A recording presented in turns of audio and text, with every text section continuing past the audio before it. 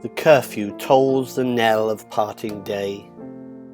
The lowing herd winds slowly o'er the lea. The ploughman homeward plods his weary way and leaves the world to darkness and to me. Now fades the glimmering landscape on the sight, and all the air a solemn stillness holds, save where the beetle wheels his droning flight, and drowsy tinklings lull the distant folds. Save that from yonder ivy-mantled tower the moping owl does to the moon complain of such as, wandering near her secret bower, molest her ancient solitary reign. Beneath those rugged elms, that yew tree's shade, where heaves the turf in many a mouldering heap, each in his narrow cell for ever laid, the rude forefathers of the hamlet sleep. The breezy call of incense-breathing morn, the swallow twittering from the straw-built shed, the cock's shrill clarion, or the echoing horn, no more shall rouse them from their lowly bed. For them, no more the blazing hearth shall burn, or busy housewife ply her evening care. No children run to lisp their sire's return, or climb his knees the envied kiss to share. Oft did the harvest to their sickle yield, their furrow off the stubborn glebe has broke. How jocund did they drive their team afield, how bowed the woods beneath their sturdy stroke. Let not ambition mock their useful toil, their homely joys and destiny obscure, nor grandeur hear with a disdainful smile the short and simple annals of the poor.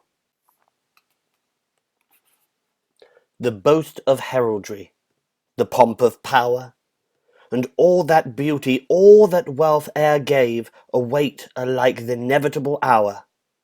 The paths of glory lead but to the grave.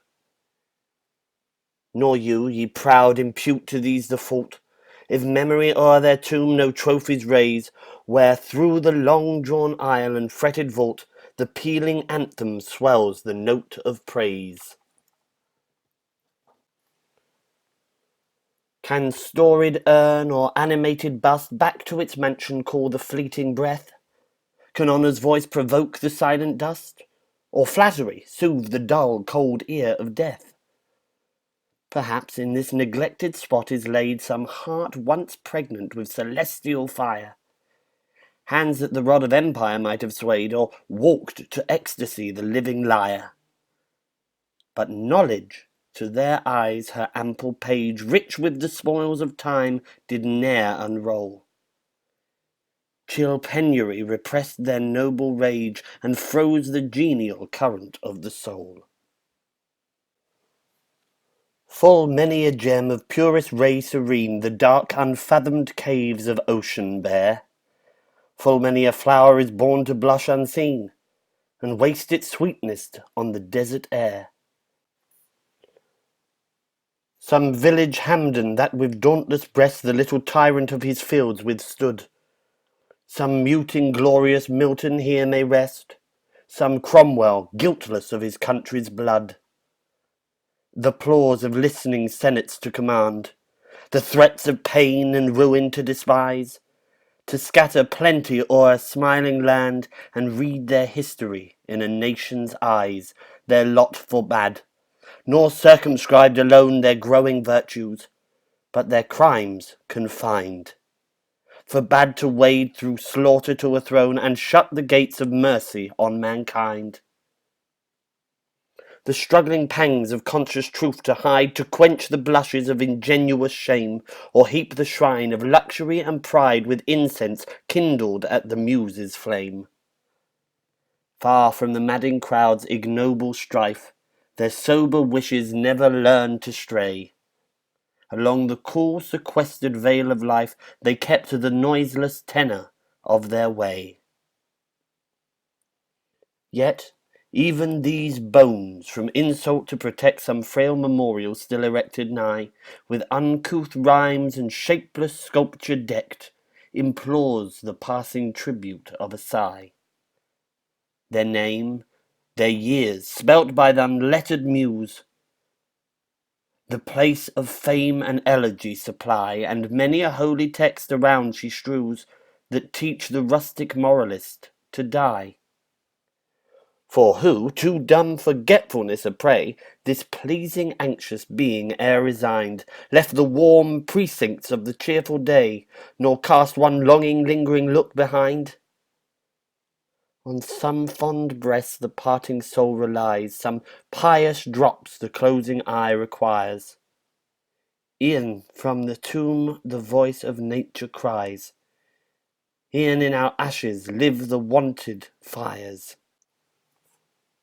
For thee, who mindful of th'unharboured harboured dead, dost in these lines their artless tale relate, if chance by lonely contemplation led, some kindred spirit shall inquire thy fate. Haply some hoary-headed swain may say, oft have we seen him at the peep of dawn, brushing with hasty steps the dews away to meet the sun upon the upland lawn. There, at the foot of yonder nodding beech, that wreathes its old fantastic roots so high, his listless length at noontime would he stretch, and pore upon the brook that babbles by. Hard by yon wood, now smiling as in scorn, muttering his wayward fancies he would rove, now drooping, woeful wane, like one forlorn, or crazed with care, or crossed in hopeless love. One morn I missed him on the custom hill, along the heath and near his favourite tree. Another came, nor yet beside the rill, nor up the lawn, nor at the wood was he. The next with dirges drew in sad array, slow through the churchway path we saw him borne.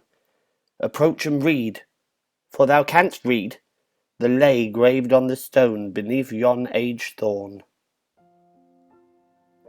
The epitaph. Here rests his head upon the lap of earth, a youth to fortune and to fame unknown.